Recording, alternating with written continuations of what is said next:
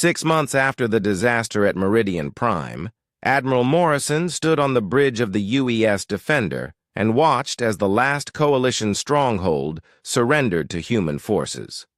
The war that the aliens had expected to end with humanity's submission had instead resulted in the complete collapse of their alliance and the emergence of humanity as a major galactic power. The Coalition's political structure had crumbled within weeks of the failed treaty trap. Species that had joined the alliance under false pretenses began withdrawing their support when Lieutenant Sam Taylor's broadcasts revealed the truth about how the Coalition recruited new members. Worlds that had been absorbed through fake peace negotiations rose up in rebellion, supported by human weapons and tactical advisors. War Prime Gulnash had been captured during the fighting on Meridian Prime, and his interrogation had provided valuable intelligence about Coalition military strategies and hidden bases. The proud Krillian warrior, faced with certain execution for war crimes, had chosen to cooperate in exchange for an honorable death in single combat, rather than a shameful and in a prison cell. "Your species fights with honor," Gulnash had told Morrison during their final meeting. "My people were deceived about the nature of this war. The Coalition promised us glorious battles against worthy enemies, but instead, we became tools for slavers and thieves." Captain Ben Parker had led the assault that finally captured Gulnash, showing the same tactical brilliance that had made the Meridian Prime operation successful. The reptilian warrior had fought to the end, but even his savage skills were no match for human planning and technology. "He died well," Parker reported after the battle. His last words were a warning about Coalition forces still hiding in the Outer Rim sectors. The collective voice had proven to be more dangerous than expected, attempting to possess human minds during the final battles around their core worlds. But Lieutenant Taylor's cyber warfare expertise had proven effective against even psychic intrusion, trapping the energy being within its own network systems, where it slowly starved as its host bodies were liberated. Dr. Lisa Carter had been instrumental in developing the psychological warfare campaign that convinced Coalition member species to abandon the alliance. Her broadcasts explaining the Coalition's true nature and the fate of previous partners had spread throughout the galaxy, destroying the aliens' carefully maintained reputation. "The important thing is not just that we won," Carter told Morrison, as they reviewed the final casualty reports. "The important thing is that we exposed their methods and saved future species from falling into the same trap." Commander Amy Rodriguez had led the liberation of the Coalition's slave worlds, discovering the horrifying truth about what happened to species that were absorbed by the Alliance. Entire populations had been reduced to forced labor, their cultures destroyed and their children raised as Coalition servants. "We found records of 43 species that were eliminated this way over the past 2 centuries. Rodriguez reported during the final intelligence briefing. "The Coalition has been committing genocide on a galactic scale, hiding it behind diplomatic language and false treaties. The revelation of the Coalition's crimes had galvanized the galaxy against them. Species that had remained neutral during the Human Coalition War joined humanity's alliance, providing resources and support for the final campaigns. The war became a liberation movement that swept across known space. Ambassador Zekathara had been found dead in the ruins of Meridian Prime, apparently killed by its own people when they realized that the failed trap had doomed their entire civilization. The Velcardi High Council had dissolved in chaos as different factions blamed each other for the disaster. Morrison received a communication from Earth as the final Coalition ship surrendered. General Kevin Brooks appeared on the screen, his face showing exhaustion but also satisfaction.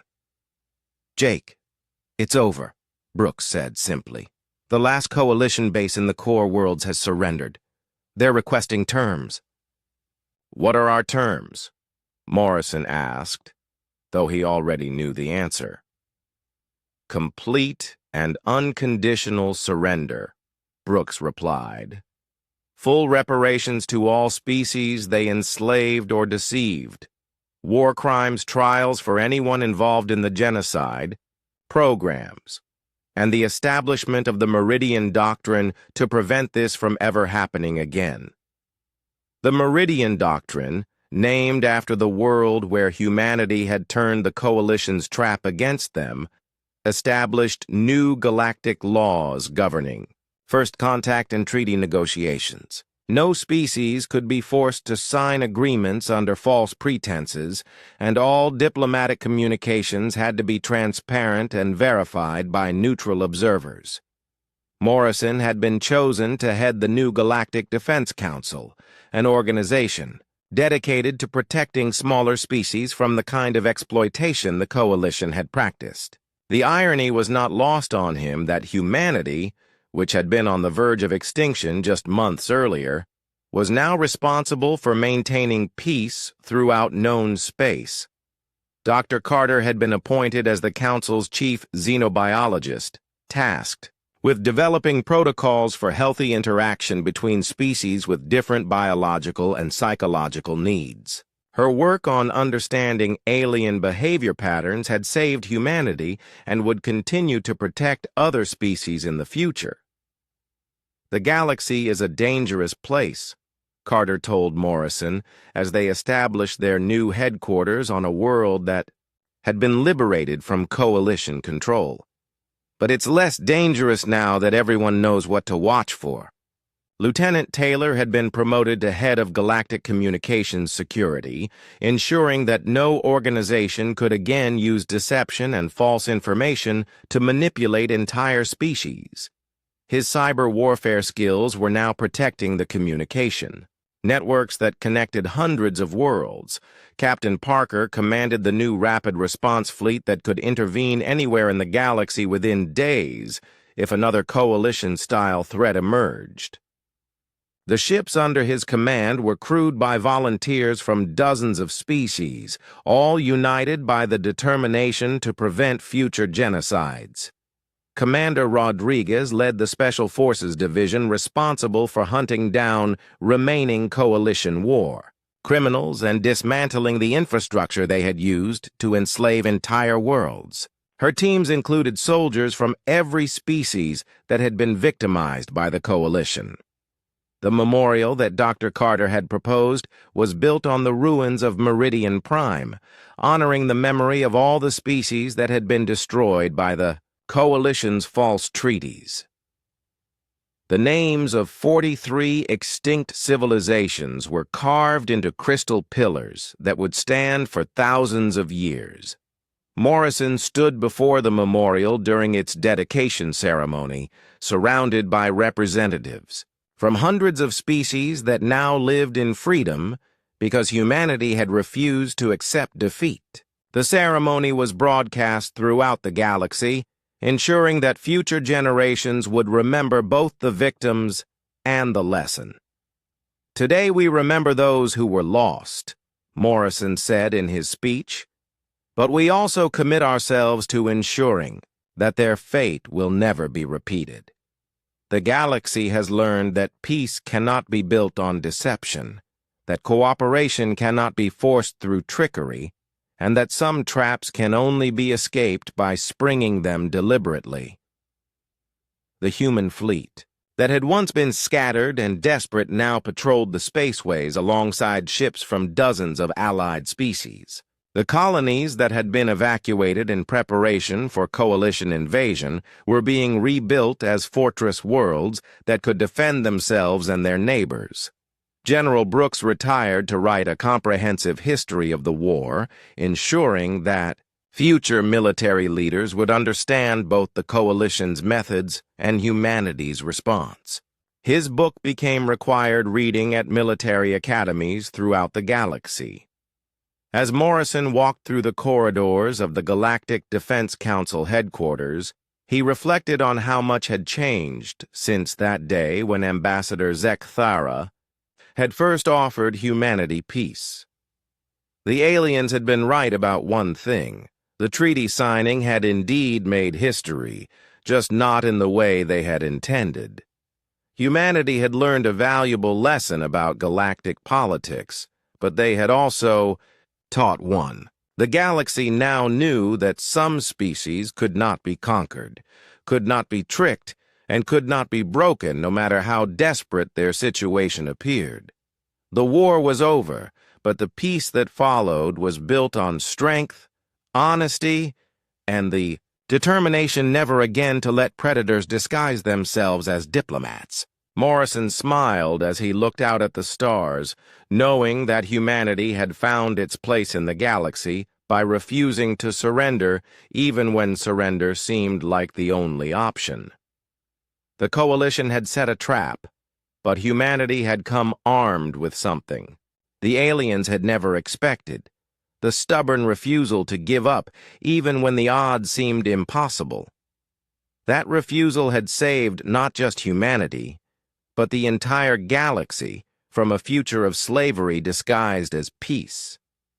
The treaty signing ceremony began at exactly noon, Meridian Prime Time, with more pomp and circumstance than Admiral Morrison had ever seen. The massive ceremonial chamber was filled with delegates from hundreds of species, their various forms, creating a rainbow of colors, shapes, and sizes that would have been beautiful under different circumstances. Morrison sat at a gleaming table beside Ambassador Zekthara, with Dr. Lisa Carter and Captain Ben Parker flanking him as witnesses. The document before him was written in dozens of languages, with translation matrices that made his eyes water to look at directly. But the human sections were clear enough, and what they said made his blood run cold. The treaty was not a peace agreement. It was a surrender document disguised as diplomacy. Hidden in the flowery language about cooperation and mutual benefit were clauses that would give the coalition complete control over human space, human resources, and human lives. Any species signing this document would be signing away their freedom forever.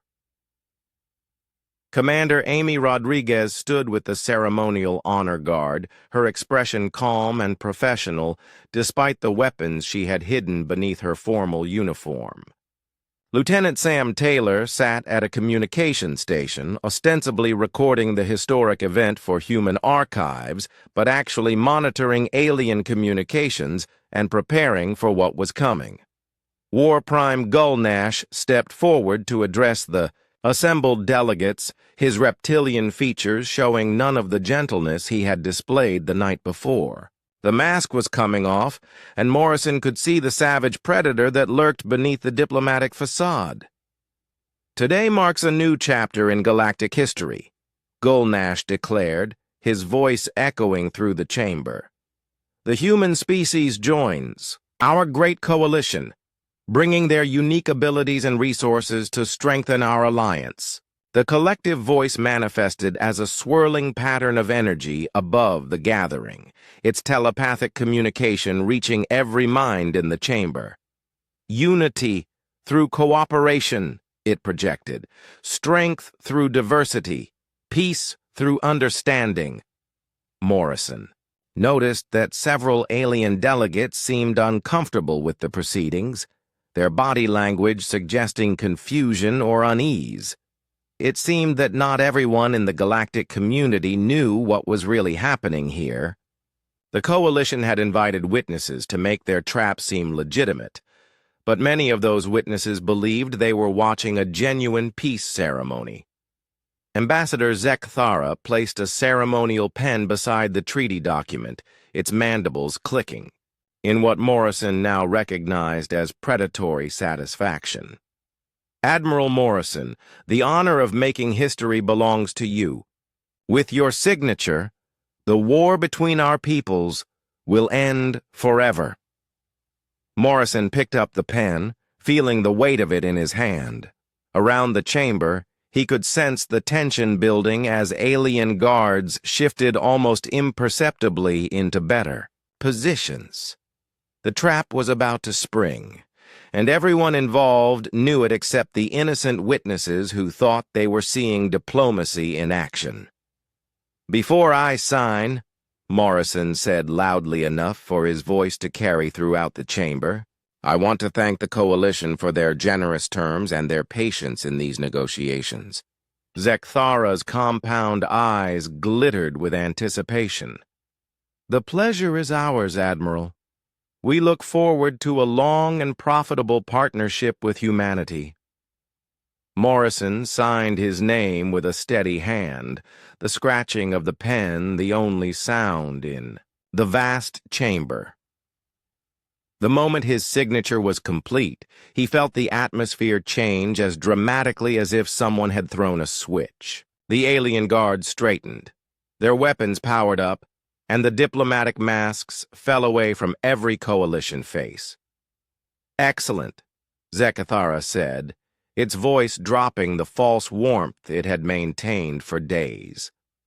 "Admiral Morrison, you have just signed the unconditional surrender of the human species to the Galactic Coalition. Your people are now subjects of our alliance, your worlds are now our territories, and your resources are now our property."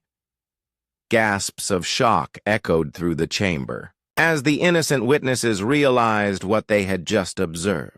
Several alien delegates rose from their seats in protest, but Coalition guards moved to block the exits and ensure that no one could leave to spread word of what had really happened. War Prime Gulnash stepped forward with savage glee replacing his earlier restraint. "The treaty you just signed has been broadcast throughout human space as proof of your leadership's cowardice and surrender. By now, human morale is collapsing and our forces are moving to occupy your colonies without resistance." The collective voice pulsed with malevolent satisfaction as it explained the full scope of their plan. "This is how the Coalition has always expanded," it projected. "We offer false peace to desperate species, trick them into signing surrender documents, and then absorb their populations while the galaxy believes they joined us willingly." Dr. Carter stood slowly from her chair, her face pale but her voice steady. "How many species have you destroyed this way?" "Destroyed is such an ugly word," Zekthara replied with clicking amusement. "We prefer to think of it as absorption. The strong survive to serve the Coalition, the weak provide resources, and everyone benefits from unity." Morrison felt alien guards moving closer, preparing to restrain the human delegation. Around the chamber, the innocent witnesses were being surrounded by Coalition troops who had been hidden among the ceremonial personnel. The trap was complete, and there seemed to be no way out. But as the guards reached for him, Morrison looked up at Ambassador Zekthara with a smile that made the alien take an involuntary step backward. "You're absolutely right about one thing," Morrison said calmly. "We did surrender something today." "What are you talking about?" Zekthara demanded, its mandibles clicking with sudden uncertainty.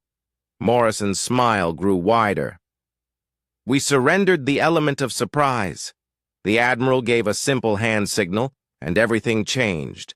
The ceremonial honor guards that had flanked the human delegation threw off their formal uniforms to reveal advanced combat armor underneath. The communication equipment that Lieutenant Taylor had been using to record the ceremony suddenly unleashed a burst of electromagnetic energy that disabled half the alien systems in the chamber.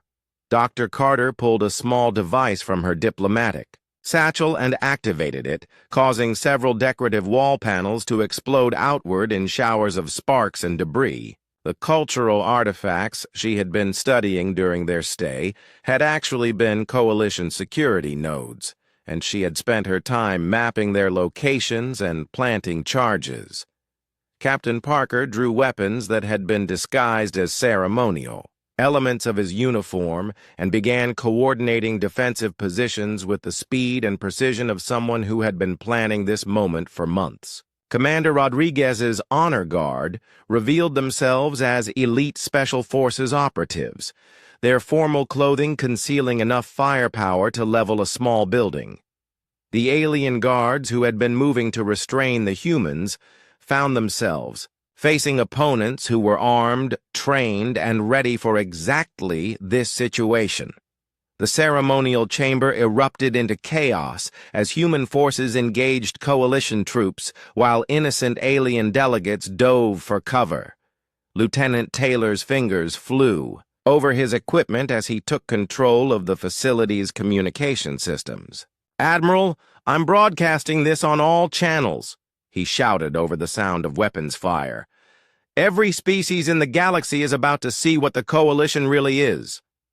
War Prime Gulnash roared in fury and charged at Morrison with claws extended. But Captain Parker intercepted the massive reptilian with a plasma rifle that sent Gulnash crashing into a ceremonial pillar. The collective voice tried to overwhelm human minds with psychic attacks, but found that humanity's natural resistance to mental intrusion made their efforts ineffective. Ambassador Zekthara clicked its mandibles in rage as it realized that its perfect trap had become a disaster. "This is impossible," it screeched. "You walked into our facility voluntarily. You signed the treaty willingly. You cannot have planned for this." Morrison ducked behind an overturned table as alien weapons fire filled the air around him. "You made one critical mistake," he called back to the alien ambassador. "You assumed that humans would react to your trap the way other species did. You thought we would panic, surrender, and accept our fate. Instead," Dr. Carter added as she triggered another explosive device, "we did what humans always do when faced with impossible odds. We got stubborn, we got creative, and we got ready for a fight." Commander Rodriguez led her team in a fighting withdrawal toward the chamber's emergency exits, covering the retreat of the innocent alien delegates who had been caught up in the Coalition's deception. "The problem with elaborate traps," she shouted to no one in particular, "is that they only work if your target cooperates." The human delegation fought their way out of the ceremonial chamber while Lieutenant Taylor's broadcasts spread across the galaxy, showing every civilized species exactly how the Coalition recruited new members. The truth about dozens of previous, peaceful expansions was being revealed in real time, as Morrison's team transmitted evidence they had gathered during their stay on Meridian Prime. As they reached the docking bay where their shuttle waited, Morrison turned back toward the chaos. They were leaving behind the Coalition's as the human shuttle raced away from Meridian Prime with Admiral Morrison and his team aboard. The truth about their mission began to unfold through a series of flashbacks that explained how humanity had turned the Coalition's trap into their own weapon. 3 months earlier, when Ambassador Zekthara had first contacted humanity with the offer of peace talks, Morrison had called an emergency meeting with General Kevin Brooks, his oldest friend, and Earth's chief military strategist. The two men had served together for decades, fighting pirates and raiders in the outer colonies, and they both knew that the alien offer was too good to be true. "They're planning something," Morrison had told Brooks during that first meeting. "The question is whether we can figure out what it is and turn it against them." Brooks had spread tactical displays across the table between them, showing human fleet positions and alien territory. "If they're trying to lure our leadership away from Earth, there must be a reason. What do they gain by having us sign a treaty?" Dr. Carter had provided the answer after weeks of research into alien psychology and galactic history. "I've found references to 17 species that joined the Coalition through peace treaties over the past century," she had reported. None of them exist anymore as independent cultures. They all disappeared within months of signing agreements with the coalition. That discovery had led to Morrison's decision to spring the trap deliberately, but with humanity's own preparations in place. While the coalition believed they were manipulating human leadership, Morrison had been feeding them carefully crafted intelligence designed to support their assumptions while hiding humanity's real capabilities. The desperate human fleet positions that the coalition had been monitoring were actually decoy formations, unmanned ships broadcasting false signals while the real human forces prepared for coordinated strikes throughout coalition space. The demoralized human colonies were actually fortified strongholds, ready to resist invasion with weapons and tactics the aliens had never seen before. Lieutenant Sam Taylor's role in the deception had been crucial, but hidden. While the coalition believed he was just a communications officer, Taylor was actually humanity's most advanced cyber warfare specialist. During their stay on Meridian Prime, he had been systematically infiltrating coalition computer networks, gathering intelligence and preparing for the moment when humanity would strike back. "I've mapped their entire military command structure," Taylor had reported privately to Morrison on their second night at the facility. "Their communications protocols, their fleet coordination systems, their supply line management, everything. When we give the signal, I can paralyze their operations across dozens of star systems." Captain Parker's security sweeps had served a dual purpose, allowing him to plant advanced human explosives throughout the facility while memorizing its layout for tactical purposes. The seemingly decorative elements of human ceremonial gear had actually been components of a sophisticated weapons cache, designed to be assembled quickly when the trap was sprung. Commander Rodriguez's mission had been the most dangerous, requiring her to place operatives throughout coalition space weeks before the peace summit began. Her honor guard were actually elite special forces soldiers who had infiltrated the facility by posing as maintenance workers, diplomatic staff, and even alien personnel using advanced disguise technology. "We have teams in position at 17 coalition military bases," Rodriguez had reported during a coded communication session. "When you give the word, we can cripple their command structure and supply lines simultaneously." Dr. Carter's requests to study alien artifacts had been part of an intelligence-gathering operation designed to map the facility's security systems and identify weaknesses in coalition technology. Every cultural exchange had been an opportunity to plant surveillance devices and gather data about alien capabilities. The apparent submission to alien demands had actually been a carefully orchestrated performance designed to make the coalition overconfident and careless. Morrison's team had known from the beginning that the treaty was a trap, but they had also known that the coalition's arrogance would make them vulnerable to a counterattack. As their shuttle approached the human fleet that had been waiting in, hiding beyond Meridian Prime's sensor range, Morrison received confirmation that the first phase of humanity's response was already underway. General Brooks, commanding from Earth, had activated Protocol Lazarus the moment Taylor's signal confirmed that the treaty trap had been sprung. Human forces that the coalition believed were scattered and demoralized suddenly emerged from hiding. Throughout coalition space, striking at military bases, supply depots, and communication centers with coordinated precision. The aliens who had been preparing for easy occupation of human colonies found themselves under attack by ships and weapons they had never encountered before. The coalition's carefully planned invasion fleet, which had been moving toward human space while their leadership was supposedly negotiating on Meridian Prime, suddenly found themselves facing empty space. The human colonies they had expected to conquer easily were gone, evacuated to hidden bases that the coalition did not know. existed. "Admiral," Lieutenant Taylor reported as he continued monitoring coalition communications. "Their command structure is collapsing. Without their central coordination systems, their fleets are operating blind. Our cyber attacks have isolated them from each other." Captain Parker studied tactical displays showing the broader battle developing across the galaxy. "Their supply lines are cut, their bases are under attack, and their leadership is trapped on Meridian Prime. They went from winning a war to losing one in less than 6 hours." Commander Rodriguez smiled grimly as reports came in from her Special Forces teams. Coalition bases throughout the Outer Rim are surrendering rather than fighting.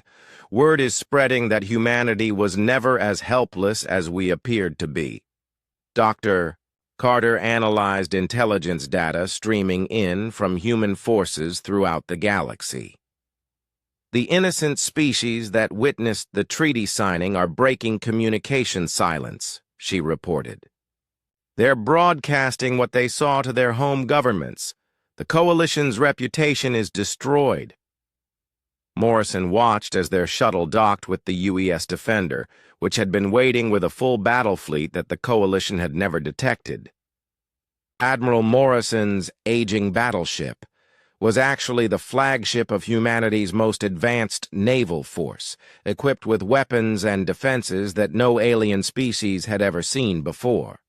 General Brooks appeared on the communication screen as Morrison reached the bridge, his weathered face showing satisfaction mixed with grim determination. "Jake, the first phase is complete," Brooks reported. "Coalition forces are in full retreat on 17 fronts. Their alliance is falling apart as member. Species realize they've been lied to about humanity's capabilities. What about their main fleets?" Morrison asked. "Scattered and leaderless," Brooks replied. "Without central coordination, they're reverting to individual species tactics. The Krillians are fighting the Velkarti over who's in command. The collective is trying to abandon its physical allies, and everyone else is looking for a way out of this mess." Morrison turned to watch Meridian Prime on the main display, where coalition ships were fleeing in all directions as the facility they had built for their trap became a symbol of their defeat. The carefully planned operation that was supposed to result in humanity's surrender had instead become the beginning of the coalition's collapse. "The tables have turned," Morrison said quietly. "Now let's make sure they understand what humanity is really capable of when we stop pretending to be helpless." War Prime Gulnash, trapped on the damaged facility, sent a desperate transmission offering to negotiate a real ceasefire. Ambassador Zekthara tried to claim that the treaty signing had been a misunderstanding. The collective voice offered to share advanced technology in exchange for mercy. But Morrison's response was the same to all of them. "You had your chance for peace," he replied coldly. "You chose deception and treachery instead. Now you get to see what happens when humans stop playing by your rules." The war was far from over, but the coalition would never again have the advantage of surprise. Humanity had revealed its true strength, and the galaxy would never be the same. The human fleet dropped out of hyperspace near Meridian Prime 3 days later, and Admiral Morrison had to admit the aliens knew how to make an impression. The planet hung before them like a blue and green jewel, surrounded by orbital stations that sparkled with lights and energy fields. Dozens of alien ships floated in perfect formations around the world, representing species from across the galaxy. Morrison stood on the bridge of the UES Defender, watching as Captain Ben Parker guided them toward the designated docking station. The facility was massive, easily the size of a small moon, with gleaming corridors and chambers that could house thousands of delegates. Everything about it screamed wealth, power, and careful planning. "It's beautiful," Lieutenant Sam Taylor said from his station, staring at the displays showing the orbital complex. Too beautiful, Dr. Lisa Carter muttered, studying her data pad. Look at the construction patterns, the materials used, the energy signatures. This facility wasn't built for one-piece conference. This is permanent infrastructure designed for long-term use. Morrison nodded grimly. He had been thinking the same thing during the 3-day journey to Meridian Prime. The aliens had not thrown together a quick meeting place. They had constructed an elaborate diplomatic center that must have taken months or years to complete. That meant they had been planning this summit long before they ever contacted humanity. Commander Amy Rodriguez appeared at Morrison's elbow, moving with the silent grace that made her such an effective special operations leader. Admiral, I've completed my preliminary security assessment. The docking procedures are routing us through very specific corridors and chambers. If I wanted to control the movement of visitors, this is exactly how I would design it. Choke points, Morrison asked. Everywhere, Rodriguez confirmed. Natural kill zones, limited escape routes, and perfect positions for surveillance and control. Whoever designed this place was thinking like a prison warden, not a diplomat. The docking procedure went smoothly, with alien technicians guiding the human shuttle into a berth that seemed designed specifically for their ship configuration.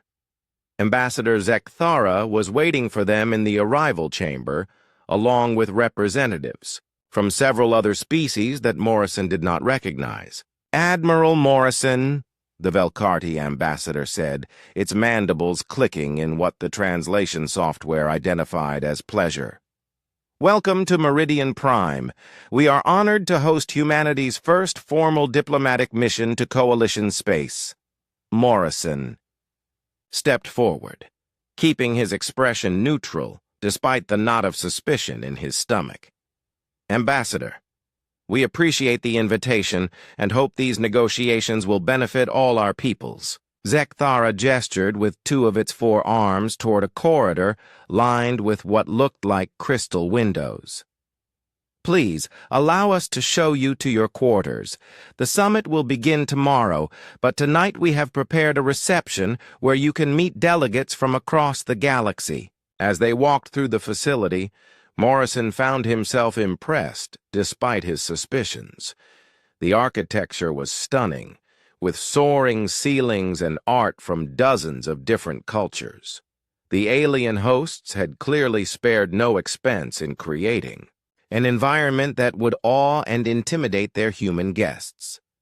Dr. Carter walked beside him, her eyes constantly moving as she studied everything around them. Admiral, she said quietly, have you noticed that we haven't seen any exits or alternate routes? Every corridor leads exactly where our guides want us to go. Captain Parker was thinking along the same lines. The security escorts are positioned perfectly for crowd control, he murmured. If I didn't know better, I'd say they were hurting us. The reception that evening was held in a massive chamber filled with delegates from species Morrison had only heard about in intelligence reports. Tall, graceful beings with silver skin mingled with short, stocky creatures covered in natural armor. Energy beings flickered in and out of visibility, while others communicated through colors and patterns rather than words. Ambassador Zekthara introduced Morrison to War Prime Gulnash, the military leader of the Krillian forces. The reptilian warrior stood nearly 8 feet tall with scales that looked like they could turn aside bullets and eyes like yellow fire. Morrison had expected the creature to be aggressive and hostile, but instead it seemed almost subdued. Human Admiral, Gulnash said in a voice like grinding stone, your species has fought with honor. It will be good to end this conflict with words rather than weapons. Morrison studied the alien warrior carefully. In every battle report, Gulnash had been described as savage, brutal, and completely without mercy. The creature standing before him now seemed like a completely different being, almost gentle in its manner. The change was so dramatic that it set off alarm bells in Morrison's mind. The collective voice spoke to him next, appearing as a shimmering pattern of lights and energy that somehow conveyed meaning directly into his thoughts. The entity spoke of mutual prosperity, shared knowledge, and a future where all species could benefit from cooperation rather than conflict. "We have observed humanity's potential," the collective said without using words. "Your species possesses qualities that would strengthen our alliance greatly. Together we can build something greater than any of us could achieve alone." Dr. Carter moved through the reception like a scientist studying specimens, asking questions about culture, history, and technology. Every time she tried to examine an artifact or learn about alien society in detail, her questions were politely redirected to safer topics. It was smoothly done, but Morrison noticed that none of their hosts wanted to discuss anything substantive.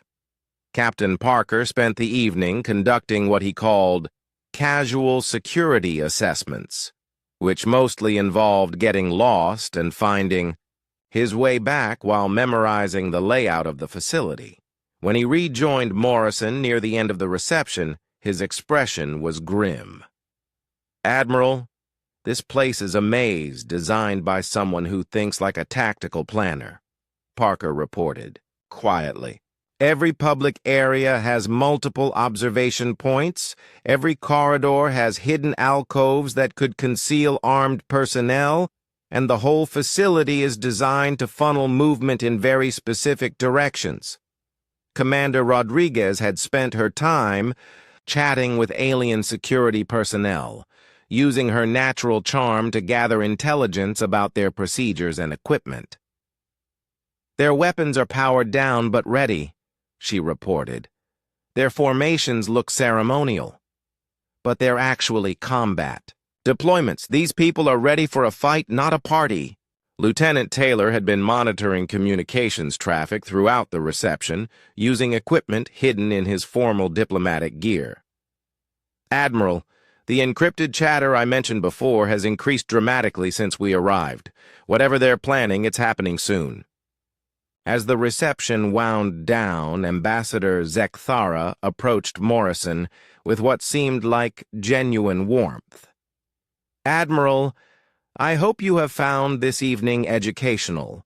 Tomorrow we will begin the formal negotiations, and I believe you will be very pleased with what the Coalition is prepared to offer." "I look forward to hearing your proposals," Morrison replied diplomatically.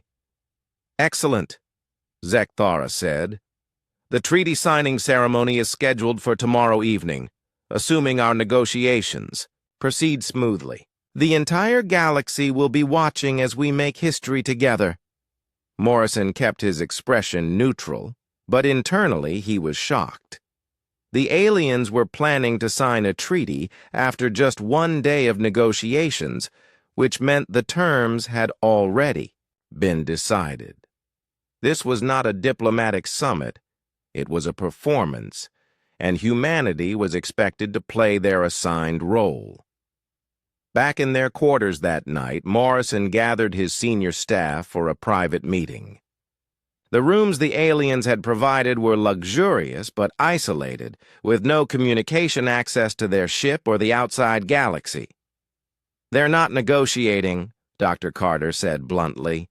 "This whole summit is theater, designed to make whatever they're planning look legitimate to the galactic community." "The question is what they're really after," Morrison replied. "If they wanted to destroy us, they could have done it already. If they wanted us to surrender unconditionally, they could have demanded it. So what do they gain from this elaborate charade?" Parker looked up from a hand-drawn map of the facility he had been sketching. "Time," he said simply. "While we're here playing diplomat, their fleets could be moving into position throughout human space. By the time we realize what's happening, it will be too late to stop them. Rodriguez nodded agreement. It's a classic strategy.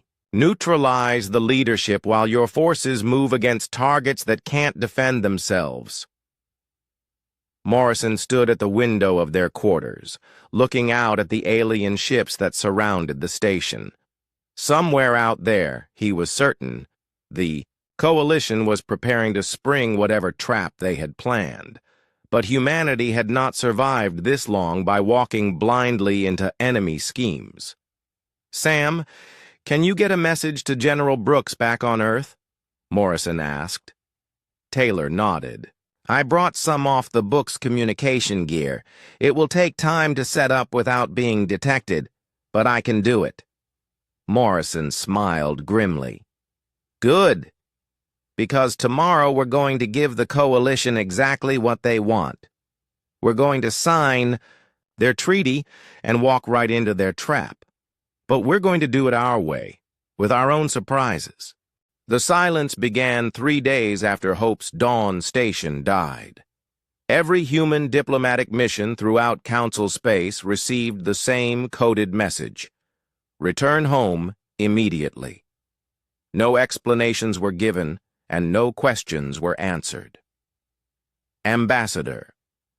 Knox packed his belongings on Zentara Prime while Council security officers watched him with nervous uncertainty.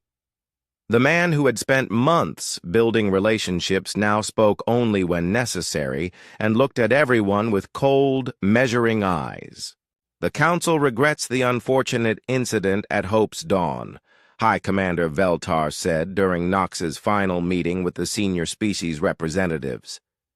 The Zelthron's scaled features showed what might have been concern, but Knox no longer cared about reading alien expressions. "Incident," Knox repeated flatly. 50,000 civilians murdered is an incident. Logic Prime 7 activated its speaking device. Emotional language does not change mathematical reality. The junior species were developing dangerous technologies. Without proper oversight, corrective action was necessary. Knox stood without responding and walked toward the chamber's exit. Behind him, representatives from 9 senior species watched as humanity's ambassador left their council forever. He paused at the doorway and turned back for one final statement. "Earth hereby withdraws from the Galactic Council effective immediately. We no longer recognize Council authority over human space or human citizens. Any Council vessels entering our territory will be considered hostile." The translator systems carried his words to every being in the chamber, but Knox was already gone, walking through corridors he would never see again. 3 hours later, the New Horizon departed Zentara Prime with the last human diplomatic mission. Behind them, Council representatives debated whether humanity's withdrawal was surrender or something more dangerous. On Luna Base, General Kate Phillips stood in the war room that had been secretly constructed during humanity's first months with the Council.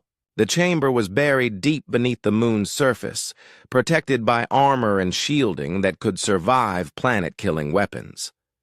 Around her, officers from every branch of Earth's military worked at stations controlling the largest military buildup in human history. "Status report," Phillips requested from Colonel Mike Davis, her intelligence chief. Davis was a thin man with graying hair who had spent his career studying alien military capabilities. Now his expertise would be put to a test that would determine humanity's survival. "All diplomatic personnel have been evacuated from Council space," Davis reported. "The Ghost Fleet construction program is ahead of schedule, with 47 vessels completed and another 60 in final assembly. Dr. Ashley Morgan's team has finished weapons testing on the Prometheus devices." Phillips nodded and moved to the main display showing ship positions throughout human space. Every vessel in Earth's fleet was moving according to a plan that had been developed in absolute secrecy over the past 6 months. Intelligence had suggested that an attack on the junior species was possible, so humanity had prepared for the worst while hoping for the best. "What about our allies?" Phillips asked. "The surviving Vethiani and Merdal refugees have provided complete intelligence on Council military capabilities," Davis replied. "Their input has been crucial for targeting analysis.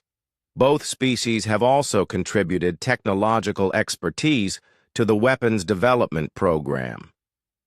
Phillips studied the tactical displays with satisfaction. Earth's response to the Hope's dawn massacre would not be emotional or hasty. Every action had been calculated to maximize damage to the Council while minimizing human casualties. The plan was complex, precise, and absolutely ruthless. Dr. Ashley Morgan entered the war room carrying a sealed case that contained the first production model of humanity's new weapon system. She was a physicist who had spent years studying theoretical applications of alien energy technologies. The massacre at Hope's Dawn had transformed her research from academic exercise to instruments of total war. "The Prometheus devices are ready for deployment," she announced. "We've successfully combined human nuclear technology with Vethani energy manipulation principles and Merdal biotechnology. The result is a weapon that doesn't just destroy matter, it converts it directly into energy." "Effectiveness against Council targets?" Phillips asked. "Complete," Morgan replied without emotion. "A single device can eliminate a battleship-sized target with no residual radiation or debris. The target simply ceases to exist on the molecular level." Phillips felt a cold satisfaction at the news. The Council species had chosen to communicate through violence, and humanity would respond in the same language. But humans had spent centuries perfecting the art of warfare, and they would speak that language more fluently than their enemies could imagine. Captain Luke Stevens stood on the bridge of the Shadow Hunter, the first vessel in humanity's ghost fleet. His ship was invisible to Council sensors using technology that combined human stealth systems with alien improvements provided by their former allies. Around him, his crew prepared for missions that would take them deep into Council. "Space. Navigation. Plot a course for the Zelthron frontier colonies," Stevens ordered. "Communications. Maintain radio silence until we reach the target zone." The Shadow Hunter was not alone. 46 other Ghost Fleet vessels were moving toward targets throughout Council space, each one carrying weapons that could destroy entire fleets. The ships traveled by routes that avoided all known Council patrol areas, using intelligence provided by Vethani and Merdal refugees who knew every detail of Council military operations. Stevens studied the target files while his ship moved through faster-than-light space. The Zelthron colonies were heavily defended by orbital weapon platforms and patrol fleets, but their defenses were designed to stop conventional attacks. They had no experience with enemies who could appear from nowhere and strike without warning. Time. "To target zone?" Stevens asked his navigator. 14 hours at current speed," Lieutenant Sarah Walsh replied. She was Tony Walsh's sister, and she had volunteered for the Ghost Fleet program after learning of her brother's death at Hope's Dawn. Like many of the crew members, she carried personal motivation along with professional duty. On Earth, President Frank Coleman addressed a closed session of the United Earth Assembly. The chamber was filled with representatives from every nation and major corporation, people who would need to understand what humanity was about to do and why it was necessary. "Ladies and gentlemen, 6 days ago, the Galactic Council murdered 50,000 civilians, including 8,000 human citizens," Coleman began. "They destroyed a research station where 3 species were working together to advance science and cooperation. They have declared that any species which grows too powerful will be eliminated. The assembly listened in complete silence as Coleman presented evidence of the conspiracy against the junior species. Intelligence reports, communication intercepts, and tactical analyses painted a clear picture of premeditated genocide disguised as security action. The Council believes they have taught us our place in their hierarchy, Coleman continued. They expect us to submit to their authority and accept limits on our growth and development. They are wrong. He activated a secure communications system that connected him to military commanders throughout human space. This is Presidential Authorization Omega. Operation Prometheus is authorized for immediate execution. Rules of engagement are unlimited. Target all council, military, and industrial. Capabilities. Civilian populations are to be avoided, but not at the cost of mission effectiveness. The response came from dozens of fleet commanders simultaneously. Authorization confirmed. Prometheus is go. In the Zelthron home system, normal space traffic continued along established patterns, while orbital defense platforms maintained their routine sensor sweeps. The system was home to 12 billion Zelthrons living on 6 different worlds, protected by one of the most powerful military forces in Council space. High Commander Veltar's personal fleet was based here, including the massive Dreadnought, eternal glory that served as flagship for Zelthran military operations. The attack began at exactly 1200 hours, Galactic Standard Time.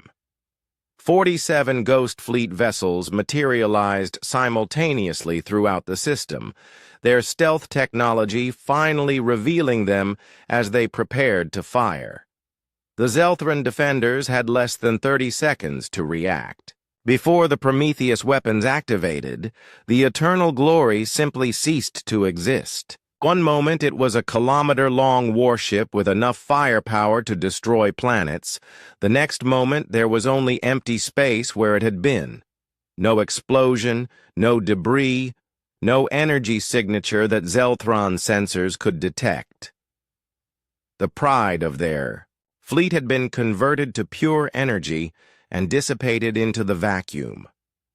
Similar strikes occurred throughout the system as Ghost Fleet vessels targeted military installations, shipyards, and defensive platforms. Each Prometheus weapon eliminated its target completely, leaving no trace that anything had ever been there. Within 2 hours, the Zelthran military presence in their home system had been reduced from overwhelming force to scattered patrol vessels. Captain Stevens watched the tactical display as his ship's weapons eliminated a military space station. The structure had housed 10